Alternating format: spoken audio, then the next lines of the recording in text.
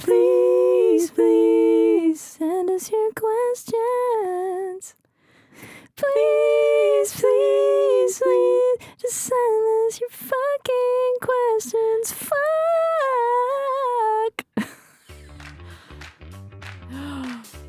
1, 2, 3. Hey. Hey, Zoodlehead. Hey, gals. Hey. Hey, theater girls. Hey, girlies. How are we today? How are we today? How are we? Guess what? This is the final I can't believe episode it. of season uno. If you're still here with us, Oh my God. wow. Good for you. We love you back, but also, like, you can just tell us if you have a crush on us. Like, it's fine, you know? Totally fine. Did something just happen to you? Yeah, my phone just told me that you're across the table from me. Did I, like, jump? Yeah, what the fuck? That was creepy. Okay. Well, I'm here. We It's are not changing. wrong. We're changing format. Format today. Yes, we are. We're trying something new. I think this will, if this works, maybe this will be like once every season. Yeah. And if this doesn't work, this will be buried. And we're going to bury it and you'll never hear this episode. Because our friendship will be ruined. Yeah, because we won't speak to each other ever. Because Jeff won't speak to either one of us ever again. So we're going to ask each other questions that we have written for the other person. The other person does not know these questions beforehand. I have them on a notepad. I have them in my notes on my phone with my other ADHD notes. Yeah. Should I just read some of them? I would pay money hand over fist to you just hand me your notes up and I just get to raw dog read every single thing. You want me to that's just in there. read some of them? Give us a little taste. I want to know what's in there, but I don't want it to get ruined in case I actually do get a hold of your phone one day. Okay, here's one. Please use for day 5, but there's nothing underneath it. Is that like the header? Like, is that in bold? Yeah. There's nothing in it. There's nothing. Day 5 of what? I don't know. I'm going to throw Rachel, up. That's so funny. Good morning. What is being posted today? Again, it sounds like a copy paste, but of what? We'll never know. One more. Shoot things, but then it's actually things I need to bring for a content shoot. So that probably scares. Okay. That would have scared you. No, I like it. Okay. Are you starting? Yeah, I'm going to start. My first question for you is, are you mad at me? No. Follow-up question, are you sure? I'm Rachel Schur. She's Rachel Schur, honey. Okay. Second question. Do you think I'm pretty? And if so, list all the reasons why and be specific. Well, I was just admiring, like, your legs are outrageous. You know what it is for you? She's actually answering the question. Was this a real question? I thought it was a question. Answer the question. Actually, I do need to hear it. Thank you. Your smile is gorgeous. Thank you. Your eyes are beautiful. Your hair is stunning. Thank you so much. Your legs are gorge. Thanks, Rachel. Yeah. I mean, I don't know. People just look at you and you're pretty. I don't know. It's not, you know. Thank you so much. Is that the question? Yes. I have more. Oh, my God. Okay. Rachel, which career decision do you regret most and which career decision do you regret least? Oh, my God. Okay. So, honestly, so this is interesting. The one I regret the most, not doing West Side Story at Signature. Oh my God. Wait, when would that have been a thing?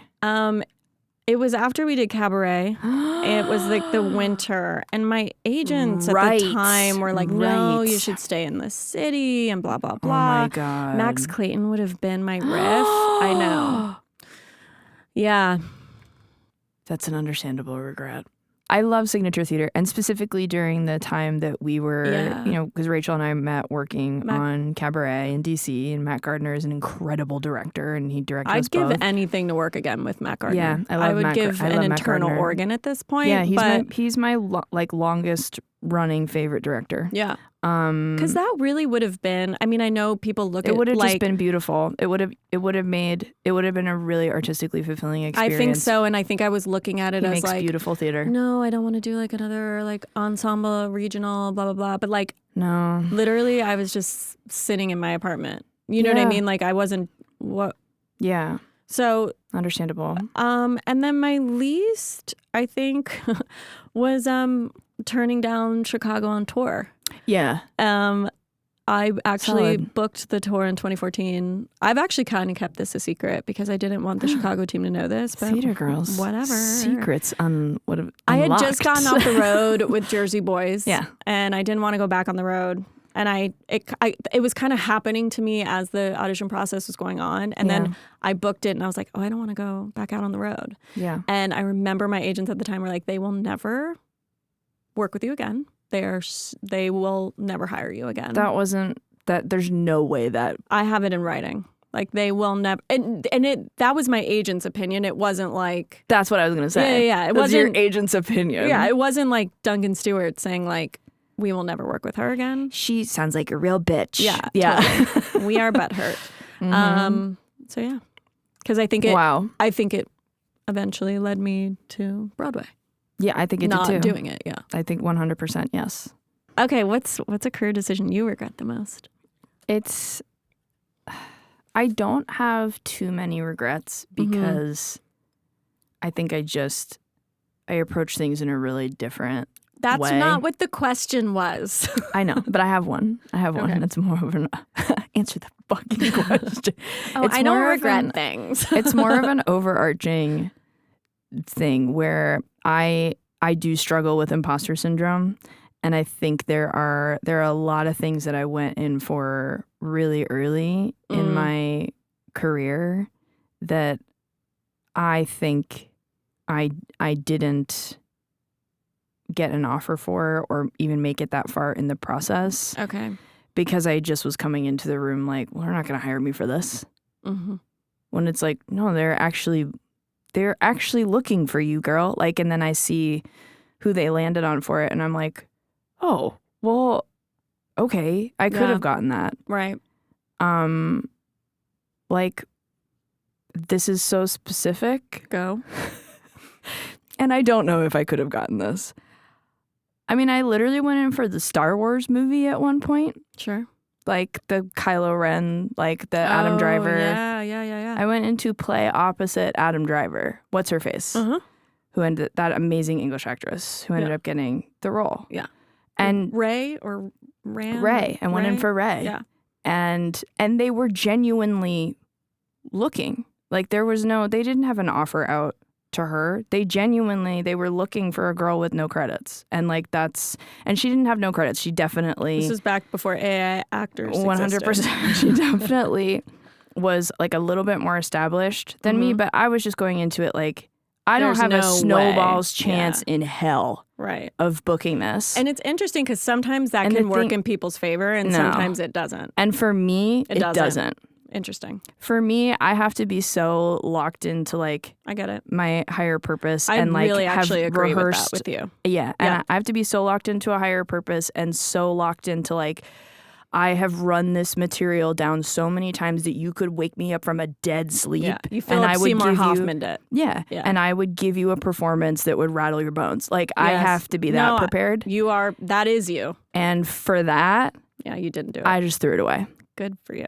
And I regret the attitude I had about it. See, I don't know if that's an attitude. That's just insecurity. And it's honestly, just I think a minor mental illness. I think a lot of people probably would have. And I bet you a lot of people did. Yes. I bet you a lot of people walked in the room. Amy Poehler talks about that a lot, about like going into rooms and trying to reject people before they could reject her. And it was the first time I ever heard anybody really successful articulate that. And I was like, my husband does it all the time. Yeah. And he's going to be so mad at me that I said this, but like he does castings work because he's so smart and he knows the film industry so well. Yeah. Like he will get a self-tape for, some really cool feature and he'll be like, Andrew Garfield will get this. And it's like, wait, whoa, what? Hey, yeah. Then you might as well not make the tape. Well, I got things to do, sir. Because also you're going to do shitty work.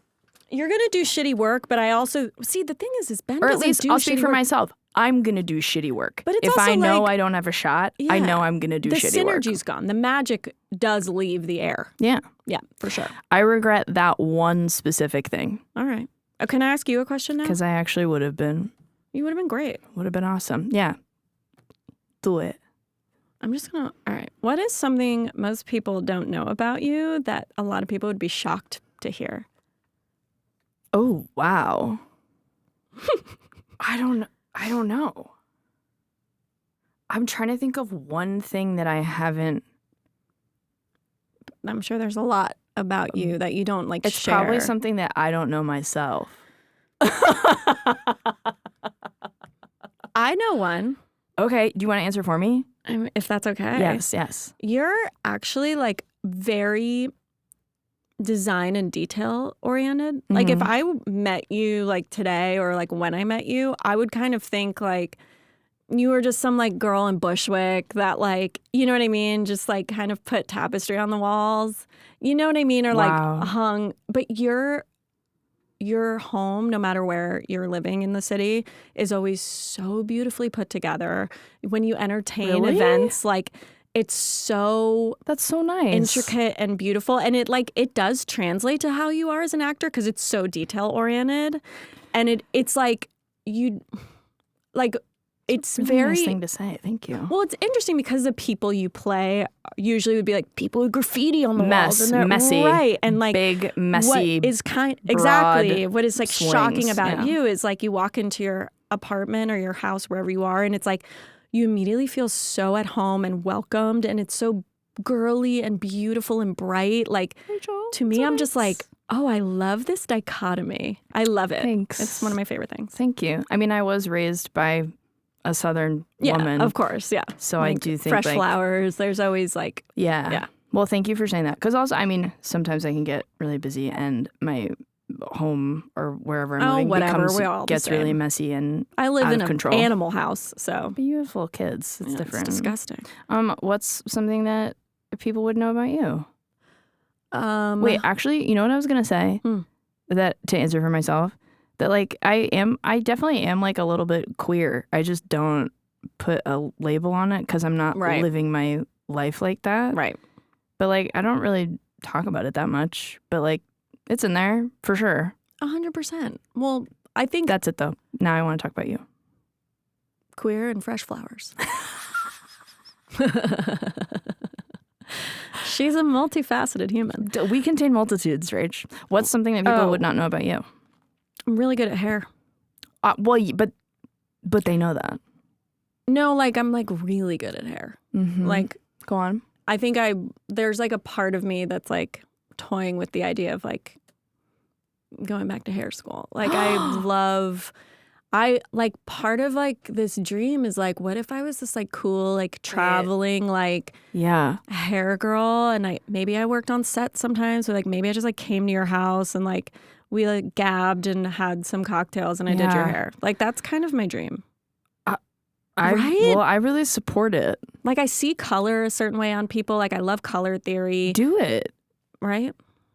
Go get your hair degree. Thanks. Because you know what? I would let you do my hair. I would let you like color my hair. I think a lot of my friends would let me do it. And I did all my friends' hair for prom and homecoming in high school. I did all my friends' hair in college for like... I do remember that. If we had any kind of like performance review or anything like that. So like that is something I've like always been really passionate about. And like I'm going to get myself in so much trouble right now, but I don't give a fuck. I had some wigs and certain shows that were not up to like what I wanted them to look like maybe. And when the wig people would like leave, I would like whip out Hot Tools and like fix it. Fuck yeah. Oh my God. Never going to work again. You're fine. I really support this and I'm going to hold you to it because I want you to do it. I've already looked into 2. Yeah. Okay. I'm obsessed. All right, okay. Barrett, you ask the next one. You're okay. Next. Right after you go to hair school and do my hair. Okay. Beauty school dropout, more like beauty school drop in. Work. Such a dumb joke. Okay. Next question from me to you. What would you encourage your younger actor self to do or not to do? Like if you could just time travel back and be like, hey, knock it off, or like, hey, do more of that. I would have focused less on boys breaking my heart, and I would have said, hey, go to Bob Krakauer's class immediately. Yeah. When I was like 23, I would have been like, oh man, stop going to these musical theater casting director classes. They are a waste of money. Yeah. Go to Bob Krakauer's class and audition for film and TV. What are you doing? Yeah. Yeah. Can we just like talk more about boys breaking our hearts? Yeah, and how it actually drains you like it's like a vampire. It's like dealing with a vampire who sucks the life out of you if you're not careful. Well, it is. They are like vampires because they would only come out at night. Hey. You know, I think like everybody has like a different kind of journey with finding love and relationships. I think a lot of mine, for some reason, equaled my success career-wise. Like, I kind of felt like if I got my heart broken, then I needed to book a job to right the wrong, or to make the guy jealous, or to make the people feel like she's better off. Right. And what's interesting is like, so interesting. I run on spite. I know this about me, but I have no spite in my life anymore. And it's like, well, now what am I running on besides Duncan? What am I running on? And it's actually like for the first time, like I'm literally in therapy and like life coaching about this right now, because it's like there was so much like I totally understand that. And like edge and this engine that was like, I will stick it out in this fucking dance call. Yeah. I'm going to make it to the end of the day. And now that I don't have this kind of spiteful energy to prove the people wrong. Right. Now it's like, what do I want to do for me? Well, I think that go to hair school. You want to go to hair school, honey. You want to go to hair school. You want to be a hair artist. I was going to say that actually the vibes that Spite-Free Rachel gives off it's like pure producer vibes. Oh, I love that. And also like, I mean, you directed my solo show. Yeah. And you crushed it. Thanks. And I do think like when you are less, not you specifically, but I just think like across the board, like it's like anxious. When we're less like, I'm gonna fucking kill this. I'm gonna fucking get it. Like when you're less like that, then you can be more observational and more on the back foot and more I think the art is more pure. Into building. Like you can actually take a step back and piece things together, build something rather than just being like, I'm gonna burn this house to the ground. 100%. And it's also interesting because like when I first played Roxy to Now. Time and a place for burning houses to the ground though. Totally. But like when I first played Roxy to Now is very different. Roxy talking about men when you are spiteful versus Roxy talking about men when you're like, oh, I don't give a fuck is very different. That's true. So yeah, go back to Bob Krakauer's class. Stop worrying about It's a good class. These stupid boys. It's a good class. It's a very good class. Yeah. You learn a lot. Oh, what about you, Barrett? What would you say? What would you tell your little baby self? I would tell my younger actor self that a lot of the men I was working with early in my career, I think they really hated working with me. Sure. Because I'm not... I don't have that willingness to be super malleable. I like to collaborate as an equal. I don't have the capability. I was not raised to be small or be moldable. Yeah. It makes me feel like I'm crawling out of my skin and like I'm going to start screaming at any moment. Sure. Like that's actually how I feel. Okay. I feel like I'm dying. And that like I think the advice I would give myself is to keep being, quote, difficult, which is like to stay the course, keep acting with the higher purpose in mind when you have that I'm going to scream impulse about something because it's wrong. It can't happen like that. That is a good thing to have, no matter how anybody tries to like twist it around or make it into an ugly thing.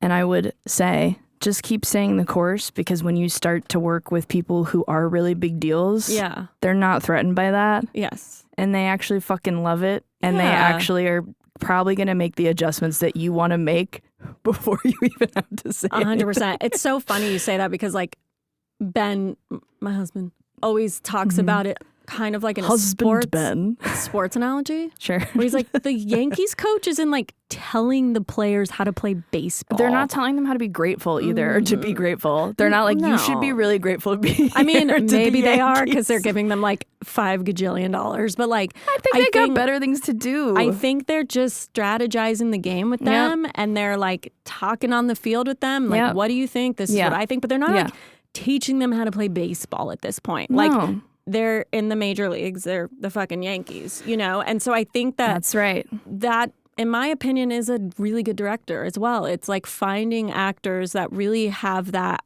higher purpose, higher power, and like collaborating them on a level where you're strategizing for the best possible product and not to benefit and your dumb, tiny ego. No, right. And like, I mean, I haven't worked with directors at like a high level that have that kind of thing. No, but that's what, you know what I mean? That's what, right. That's the point. 100%. But I think that's the point. To put it, and it's like, go back in time and just be like, grit your teeth. The higher purpose is coming. Yeah. I mean, but also some of those projects where I just said, hey, no, I got to put my foot down. Like, that's okay. There was a project that I probably won't name because I don't want anybody to be mad at me, but I just told them, we had our first table read, and I just said, hey, I can't do this show if it's going to be written like this. I can't do it like this. Yeah, that's because like it was the arc of the female character was all about being obsessed with this very like whatever mid guy. Very mid guy. Yeah. Who wouldn't give her the time of day. And I was like, first of all, it's not realistic. Second of all, you're going to alienate your entire audience if you are putting a female character out there like this, and this is her whole purpose in the show. And granted, like, those women exist, but like not a lot.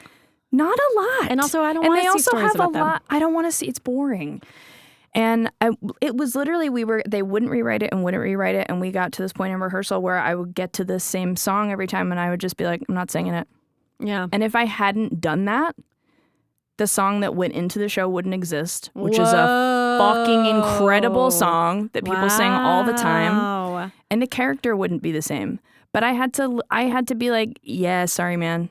And it's on me because I didn't read every single draft that they sent me. I read one draft and I said, this is great, let's do it. Oh, wow. And so I mean, cool. And I had to be a pain in the ass to get that written. I had to be a stubborn bitch, and I'm glad I did it. Because now every casting director is hearing that girl come in and sing 16 bars of whatever that song is. It's such a good song. Is it really? Oh, I can't wait to know what this is. I know. I'll tell you later. But I mean, shit like that, that's the most extreme example, but I had to do that a lot. Good and for I you. wouldn't have the career that I have if I hadn't had to kind of like most of the time like subtly manipulate men into fixing the material that I had to work on, or in that case really unsubtly being like, I hate this and it's offensive to me and I need you to fix it. Yeah. Which when I hear me say that, I'm like, I was completely justified in doing that. Like, good for you. And the show was better for it. But yeah, but I didn't have to do that when I was working with people who were really on top of their shit and who really were zoomed out, taking their ego out of it and just trying to make the best fucking thing ever. No. You know what I mean? Oh, yeah. Okay, it's my question, but it's about me. I love it. Okay. I mean, I asked you to give me details of why you think I'm pretty, so yeah, you're entitled. Okay, you know me. You know my talent and skill set. No, not at all. Zero. I don't remember, actually. You know me pretty well at this point. I know you very well, yeah. Okay, what is one show or role that you would put me in that would be a departure, I'm putting that in quotes, from what people think of me now? Okay. But that you know I would do. That I know you would slay. Yeah. And the word is slay. Like, that's the only thing I can think of. I do think you'd like really slay Lady M in the Scottish play. Oh yeah. I do think it would be like people would be like, what? And then This is dark, yeah. And then like the dragon gets unleashed and people are like, what the hell? No. Yeah, Rachel has like I was going to talk to the children, but I can just talk to you. One of the reasons that we, really connect and always have is like, there's a deep well of rage. It's always going to be in there. She's always been there, yeah. It's always going to be in there. And when you can like, I do want to see, I think that's my final answer actually. Oh, I love that. When you can tap into that deep well of rage and like kind of not even control it, but just ride it like a horse, like during a piece, that would make me so happy. You would get very excited. I would be like kicking my feet like, I love it. You really would. You know what I would love to see? I love watching women be scary. It's my favorite. I want to see you as female Bobby and company. Oh my God, thank you. I really do. I would love that. I really want to see you just like adult human. Yeah. Kind of still. An adult. Adult. Yeah, an adult. Well, that is kind of my life right now. Right? And it's like, I feel like so much of you is shown through these like strong, like young people. And it's like, well, Barrett now is, I don't know. Like I want to see I'm a grown woman. Yeah. I still act like a child, but I'm a grown woman. Yeah. I'm always going to be a silly goose, but yeah, also I am currently single and I think for the first time ever, I'm like actually enjoying it. Available. I like it. Which is really weird. I thought I was available prior and I see what you're saying. Have not been. I see what you're saying. I really have not been. That's a beautiful thing. I'm kind of like, it's really strange though, like now when I'm going out, like people, and by people I mean men, they are talking to me. Yeah. Which I'm like, it's the energy. That's crazy. Because you look the same. It's just energy. Yeah, I'm just okay with being like, yeah. At a total. I always say, like, if you want to meet a guy, stranger. just wear sweatpants to a bar. Because, like, it's always, I don't know why. It was like every time I would go to a bar and it was someone like, hey, what are you doing? I'm like, oh, I just left a workout class. I would meet someone that night. Yeah, of course. So weird. Well, I think it's really just about, like, it's less about the sweatpants and it's more about just. You're not putting on airs. You're just there. Yeah, man. You're just a pretty girl who's there. That's why I think you'd be great as Bobby and company. Thanks. Thank you. Because you would be there. I would love to do that. I think that'd be really, really, really fun. Okay, I have to read the last question. Yay. Oh my God, that's a great question. Okay, well, Jeff just gave us a wild card question from the booth. Oh my God, is this our last question? This is our last question, Rach. Okay, I'm scared. I know, I'm scared too. I can't believe we're like at the end of our season. As we go on, we remember. Okay, read the question. Okay. This is for both of us. Okay. But you first. Rachel, what is something you wanted to talk about on the show that has not come up so far? Oh,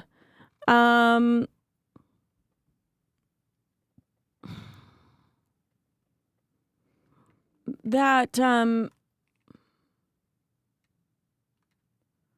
putting you on the spot. I'm getting extra time to think about it, and you've had no time. Okay. We've touched on so many areas of the industry, and I think there is still kind of one area of the industry that I probably will always be grappling with, which, you know, is body image. Mm-hmm. And how that kind of shifts when you become a mother, and how your body's not your body for a long time, like even years after you have a kid. Well, yeah, it's literally been a home for somebody else. Yeah, and you have skin that is stretched. I mean, there's so much of you that is so different, but the expectation to go back to work, no matter what you're doing, especially going back into a Broadway show where you're in your underwear, is... Well, it's like the quote, like, bounce back thing. Yeah, is so... It's so niche because, you know, Broadway is niche and being moms on Broadway is even more niche. But I do think that it is something that should be talked about because there are a lot of like amazing moms Yeah. on Broadway that are dealing with body image and fatigue and their health and, you know, are fighting for like more rights in terms of support. You know, and support. A normal amount of support that you would get in a normal workplace. And I think that, you know, for so long, Broadway has been this, acting has been this thing of like, it's impossible to start a family. It is just not something that we, good luck out there. And there are so many people that are doing it. And men are doing it too. But I think women that are dedicating their bodies to their children and then dedicating their bodies back to the craft is like, I just have to like say it's a big deal. I'm proud of myself, but I know there's a lot of work to be done psychologically. You know, there are times where I'm sure I wasn't eating enough, or maybe I was just snacking too much to eat sugar to like stay up for the show. And like, I know that there's such a balance for everybody, but the balance of motherhood and Broadway and image is something quite unique. And I didn't really expect anybody to ask a question like that because it is so niche and unique. But maybe next season I'm happy to tap on that a bit more and what I'm learning through it as I go. Wow. How about you? Well, also like, I mean, so much of like, you know, #Broadway and like, you know, the Broadway body and all that. Yeah. Well, also so much of it is like we come to this place for magic. We come Jesus Christ. We come to this place to do theater when we're really young, when we're kids. Yeah. And a lot of these very adult things like don't get talked about. And I also think like, you know, Broadway can kind of capitalize on that in a way and boot, scoot, and boogie around the whole issue of maternity leave and maternal support because it's niche. because the audience is show dependent, but a lot of the audience is kids. A lot of the people who are going to be listening to Teenagers, this podcast are not legal adults. I hope we get a blend. I hope we get a blend of adults I think we'll and have kids. a blend. But I do think they can kind of, I think Broadway as an industry can kind of weasel out of it. Yeah. Because of that. Yeah. And I think too, it's a bit of there's already so much that Broadway performers are fighting for. Yeah. That then when you add in like the 3 moms in the show that are, you know, they're like, good luck. Well, and also just like all like, quote, women's issues, it gets like shunted to the side because it's like, oh, well, that doesn't affect everyone. Right. And it's like, yes, it does. It actually does. Yeah. And I think because we gave birth to you bitches. Yeah. So shut up. Totally. I just know that, you know, there's a scarcity thing. Of course. And also like the woman has the baby and then like I'm sad that I spent 2 postpartums with both babies worried about fitting in the costume. Yeah. You know, instead of like, the newborn sleeping on my chest, you know, and I had those moments for sure, but there is that scarcity mindset of like, if I don't go back, I'll never go back. Oof. You know? I mean, yeah. Yeah. What about you, Barrett? Jesus. What do you wish you talked about more? What am I going to say that's like as meaningful as that? I don't know. I think we talked about so many good things. I think something that I talk about a lot privately, and I used to talk a lot about on social media, and I don't so much anymore because I just like have to preserve my sanity, is the idea that I firmly believe that Broadway is a cult and a pyramid scheme. I say that as a joke all the time, but I really mean it. And I think like it's why I identify as a theater actress and not a Broadway actress. I think there's a lot that's wrong and a lot that I think people are very much led down like a rosy path to believe that this is the be-all, end-all of inclusive communities, and that everyone is happy and everyone should be happy and everyone is like so grateful to be there and should be grateful. And if you're not every happy, moment. like get out. There's someone who will replace you in a second that will be so happy. Yeah. I think there's a lot of toxicity in the quote unquote, I always put it in quotes, the quote Broadway community, because I don't think it's real. Yeah. There's a lot of toxicity that I think people are afraid to talk about, and I have gotten my ass handed to me on numerous occasions for even bringing it up, because people are really firmly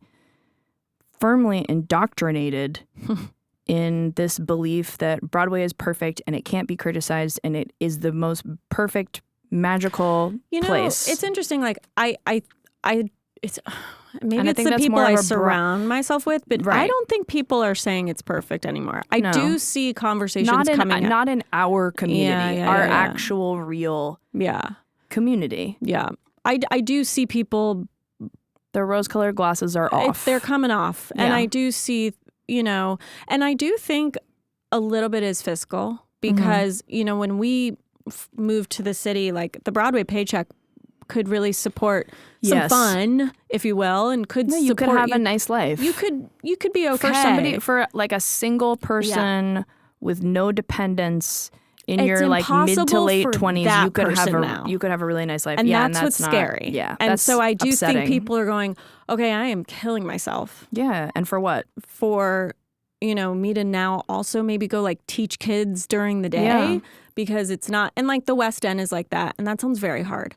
And I don't think that's how Broadway was built. No. And I think that, hopefully we see some change there. Yeah. I agree with you. And I think it's a hard thing, especially when you're talking to younger people where like this is their dream. This is the dream that they have, the only dream they've ever had. And then to kind of try to even gently present like, hey, like this is not that. Yeah.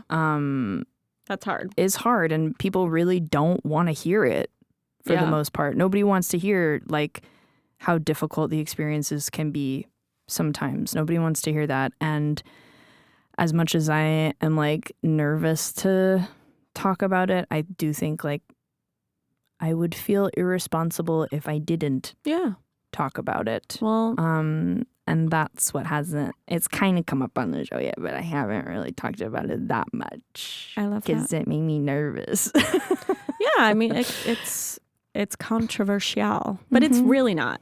And I think the more we destigmatize, you should be so grateful for, and be proud of yourself. Religious cult mentality. You should be so grateful to be part of this church. And if you disagree with anything, you have to get the hell out of here. Well, it's the similar thing that's going on with our country right now. It's all relative. And I think that what's great about us and this podcast and these kind of conversations is that they should keep happening so that we can help more people feel empowered to, vocalize what is triggering or ailing them. And so I've had a lot of fucking fun. Me too. And I hope this keeps going. Rachel, we did it.